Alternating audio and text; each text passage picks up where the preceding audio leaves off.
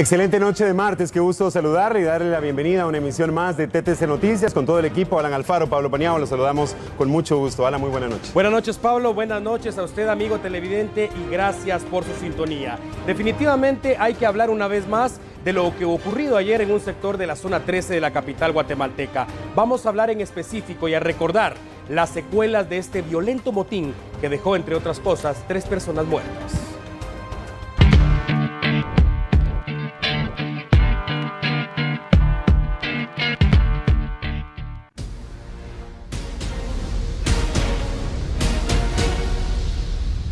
La bomba de tiempo fue detonada por los internos. El tema hizo eco a nivel nacional e incluso se ha mencionado en otros países y no es para menos. Hablamos de un lugar dedicado al resguardo y orientación de menores de edad acusados de distintos delitos para que su estadía les permita darse cuenta de sus errores y al recuperar la libertad sean personas de bien y aporten para el desarrollo integral de la sociedad. Evidentemente, los objetivos no se alcanzan. El control del centro de reclusión se perdió hace mucho tiempo y lo ocurrido ayer muestra que los internos no son solo adolescentes rebeldes.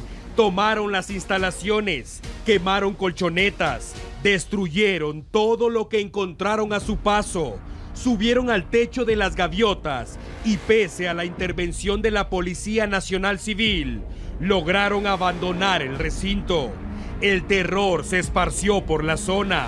Vecinos y empleados de empresas en las cercanías evacuaron, víctimas del pánico. Los vándalos incluso saquearon un comercio en las cercanías y bebieron cerveza al tiempo. Las botellas fueron lanzadas sobre las autoridades y periodistas que estaban en el lugar. Demostraron que no tienen temor de enfrentarse a los uniformados. Demostraron que no respetan a nadie y que están dispuestos a lo que sea, toda vez tengan un objetivo definido. Y todo ocurrió mientras sus padres lloraban y observaban. El motín en las gaviotas dejó 3 muertos, varios heridos, destrozos, se pusieron vidas en riesgo y la sociedad guatemalteca fue impactada una vez más porque los muchachos quieren más tiempo de visita conyugal, televisión con cable, vestir como les dé la gana, comer bien y que no les corten el cabello.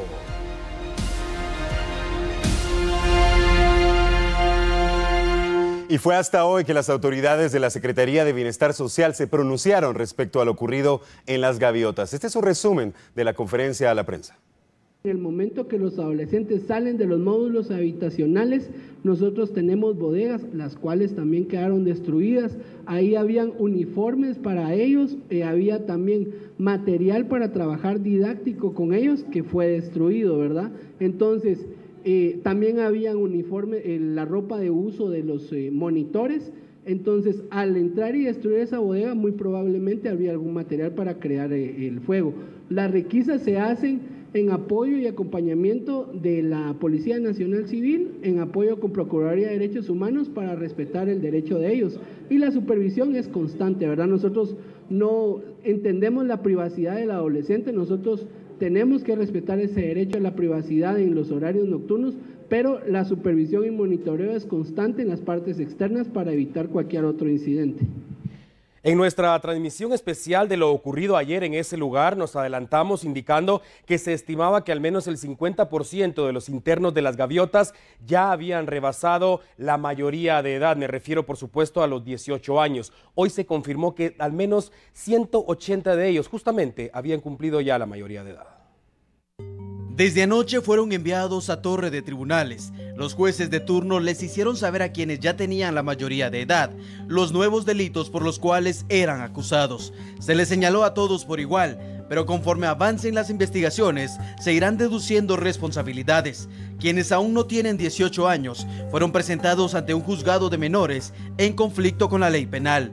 Algunos, y en su mayoría, regresaron a la guarida, la correccional de las gaviotas. Claro, Ahora sí fueron trasladados los que aún eran menores de edad, pero los que rebasan los 18 años fueron recluidos en el preventivo para varones de la zona 18. Algunos, que el juez consideró como supuestos líderes de la Mara 18 y de quienes se sospecha fueron quienes provocaron y animaron a los demás a realizar la revuelta, fueron enviados a la correccional etapa 2, en un área restringida, con custodia policial. Permanecen 3 menores de edad en el hospital Roosevelt. Después que los médicos aprueben el alta médica, serán presentados ante el juez competente y hasta entonces se sabrá a dónde serán enviados. En Las Gaviotas, las visitas están restringidas, la comida sigue siendo la misma y el uniforme es obligatorio portarlo.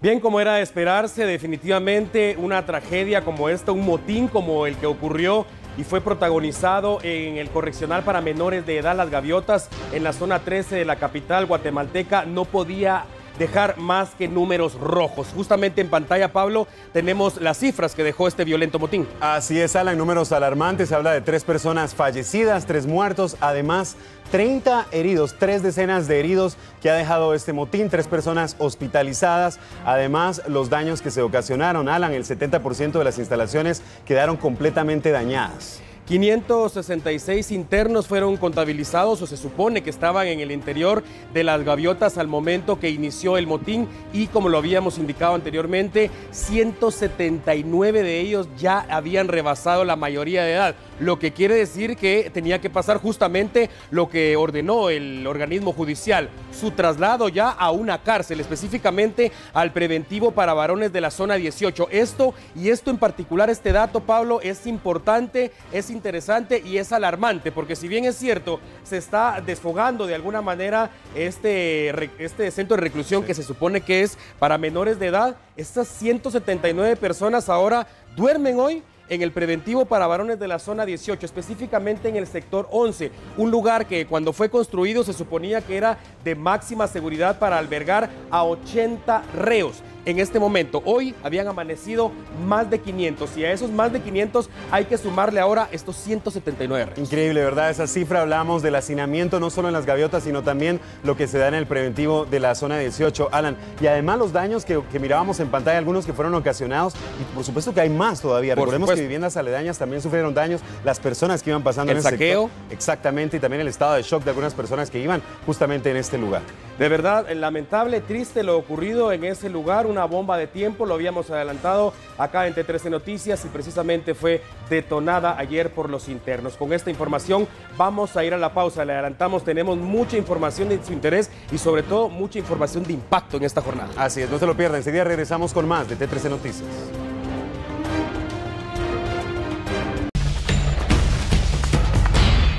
Regresamos y lo hacemos con información de último momento. El periodista Julio Hernández tiene información sobre el resultado de 2 atentados armados ocurridos durante las últimas horas. Adelante, Julio, con su reporte, lo escuchamos. Gracias, Alan, y a todos los compañeros de T13 Noticias y por supuesto a los televidentes.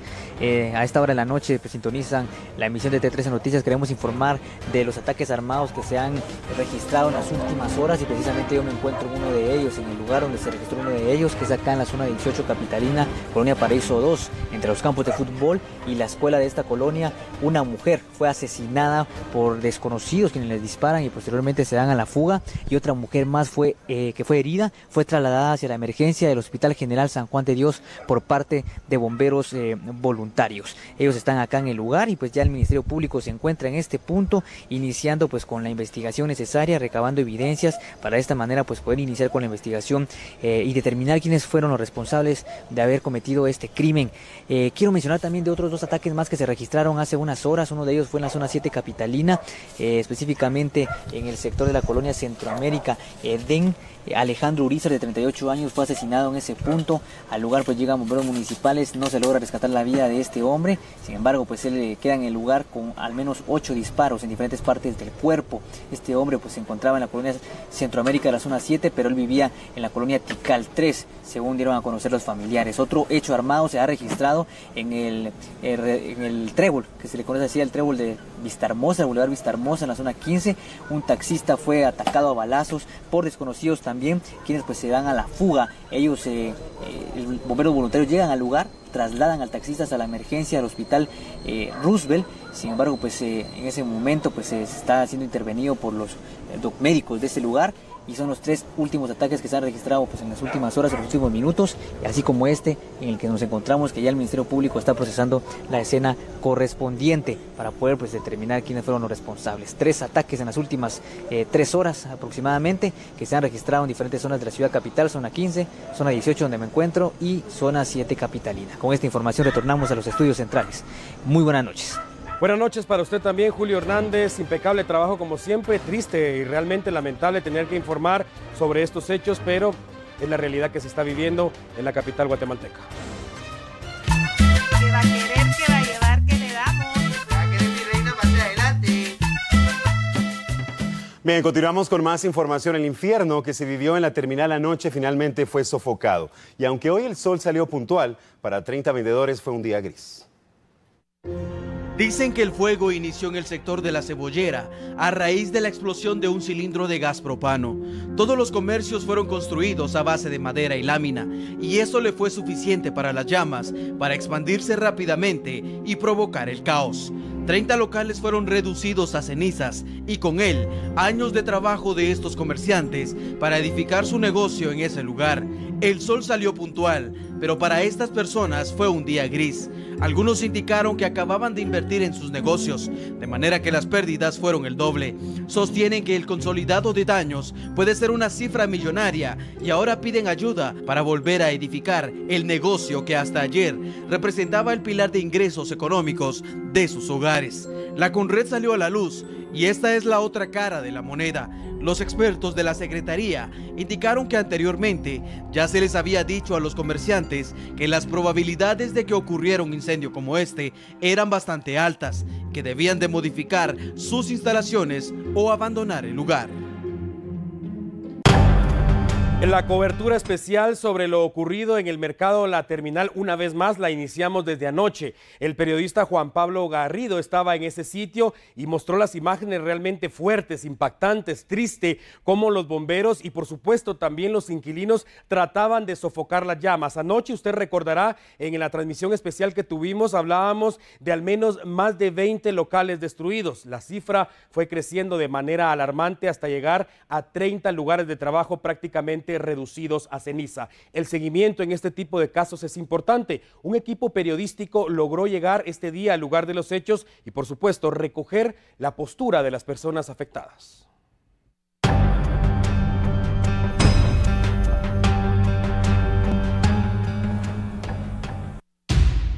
Ahí se explotó un tambo de gas y yo estoy aquí adentro.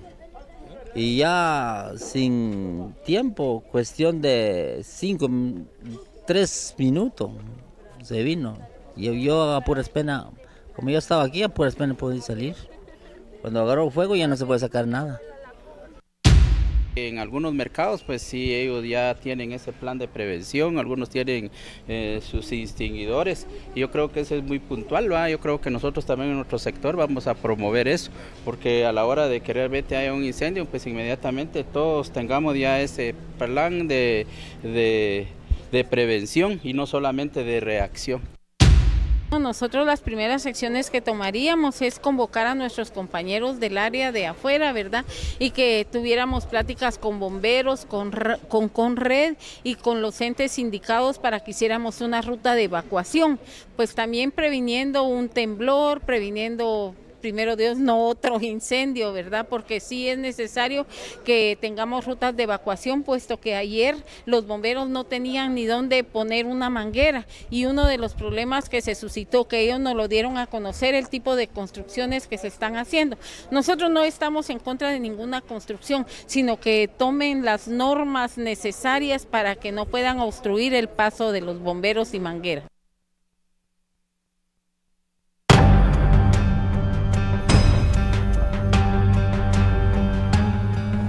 Y definitivamente las autoridades tienen que poner ojo en este lugar. Lo ocurrido ayer no es la primera vez que pasa. Tenemos detalles de 2 incendios en los últimos años, justamente en el mercado de la terminal.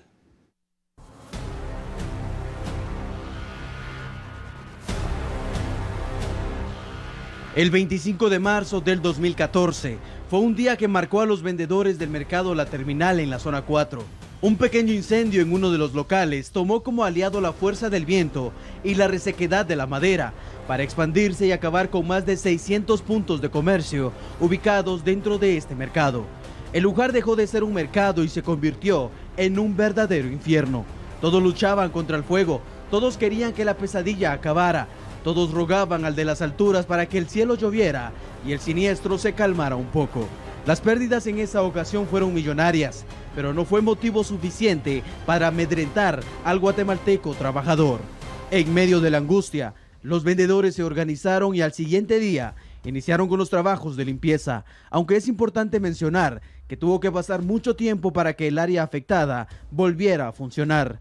Un poco más de 2 años pasaron y el mercado de la terminal volvió a figurar en los titulares.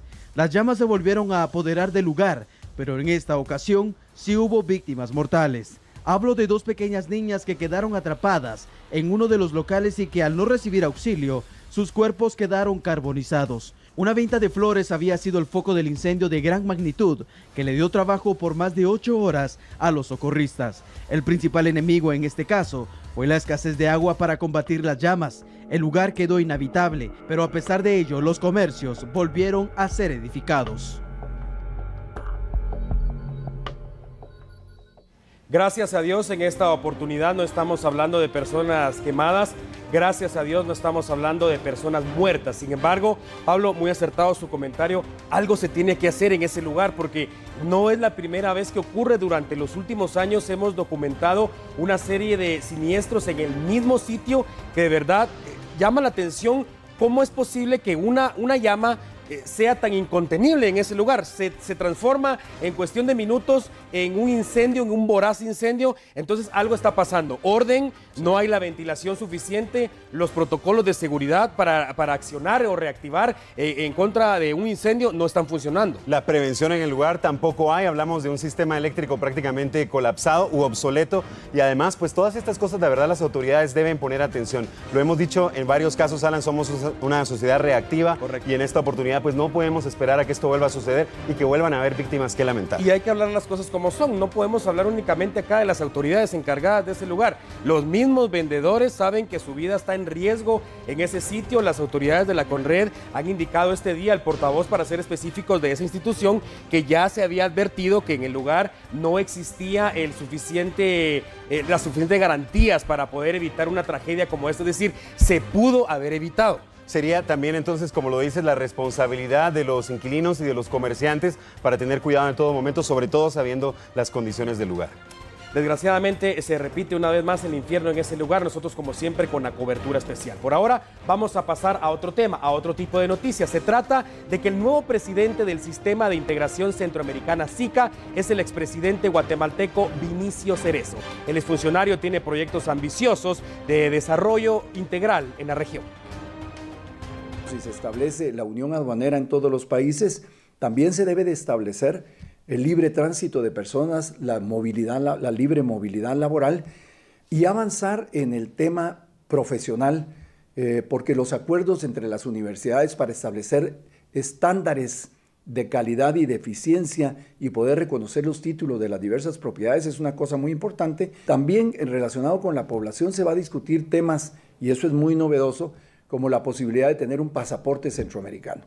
El pasaporte centroamericano le da muchísimo más peso y más calidad a los migrantes centroamericanos, lo que sería el primer paso para avanzar en algún momento hacia la ciudadanía centroamericana. Vamos a promover un proyecto dirigido a mejorar y modernizar la infraestructura de América Central, que es absolutamente necesario.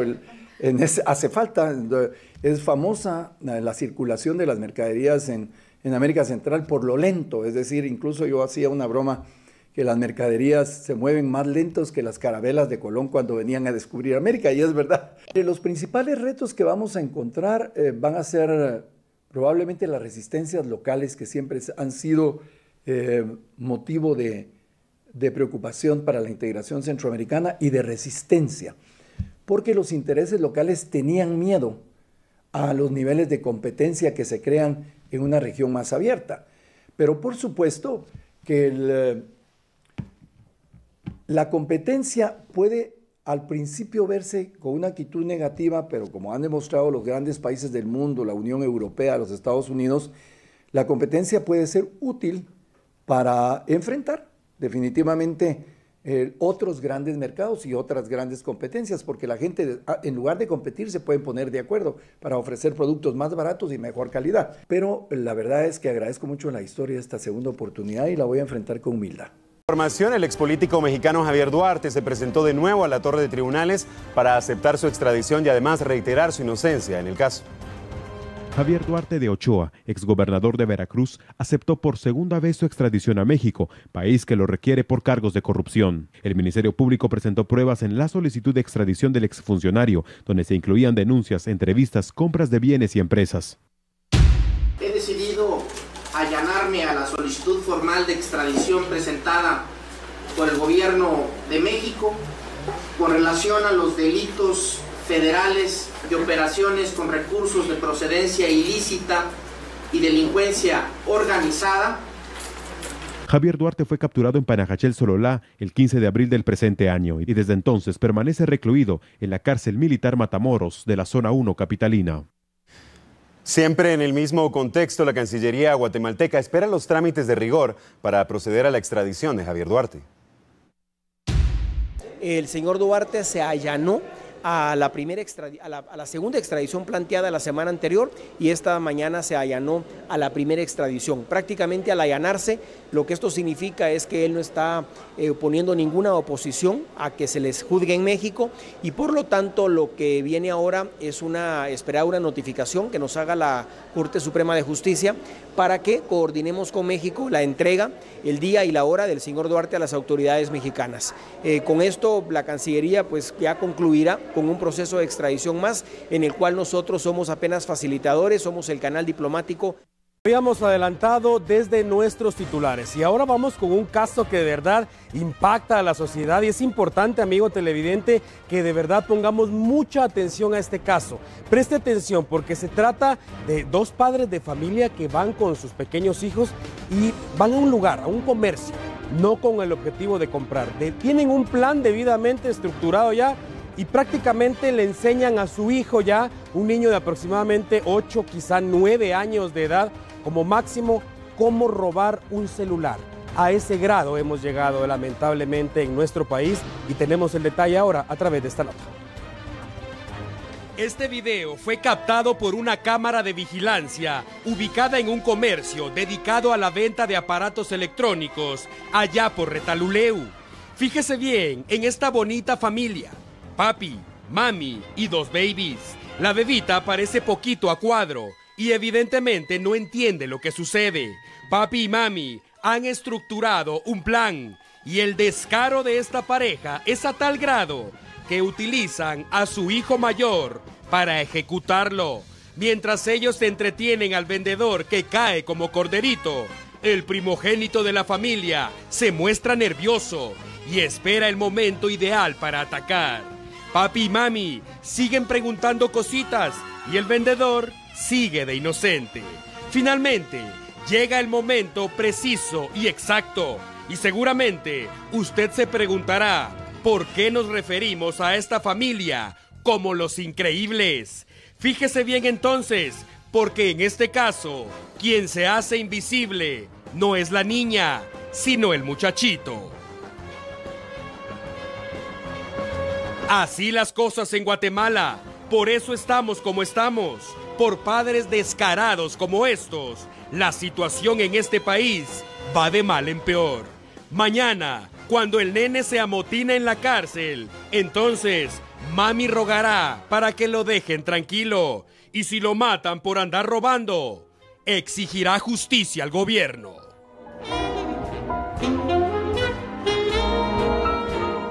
Impactante definitivamente, Pablo, y repito una vez más, esto merece la atención de la sociedad en general.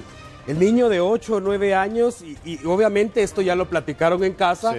Papá y mamá distraen al vendedor, el niño se muestra nervioso en un principio, pero termina robando 2 celulares. ¿Qué podemos esperar entonces, amigo televidente, Pablo, mañana de ese jovencito? Increíble. ¿Hacia dónde va? Así es, de verdad, un jovencito que debería estar en un salón de clases, al contrario de eso está recibiendo justamente educación, pero para delinquir. Y lo peor de todo, como lo dices, de parte de sus padres de familia. De verdad que esta actitud reprochable es una denuncia que justamente mostramos acá y es la realidad de lo que se vive. Esto se reportó justamente en el departamento de Retaluleu. Lamentable realmente el video captado por una cámara de vigilancia, obviamente, esto le vino a restar el problema al vendedor seguramente que ya lo tenía encima. ¿Y qué podemos esperar entonces de ese niño, de la otra niña más pequeña, seguramente en la misma escuela? ¿Y cómo mañana van a regañar a este niño, por ejemplo, cuando tome algo que no le pertenece en la calle, en un colegio, en la escuela, en un lugar de verdad lamentable, triste? Y justamente como finalizábamos esta nota, si no corregimos nosotros mismos como padres, ¿qué podemos esperar mañana? Mañana no podemos venir a reclamar y a exigir justicia si los mismos padres enseñan ese tipo de vandalismo, que no es otra cosa. Y justamente sabemos lo que puede suceder años después con las correccionales y las situaciones que pasan en nuestro país. Definitivamente un tema impactante. Y también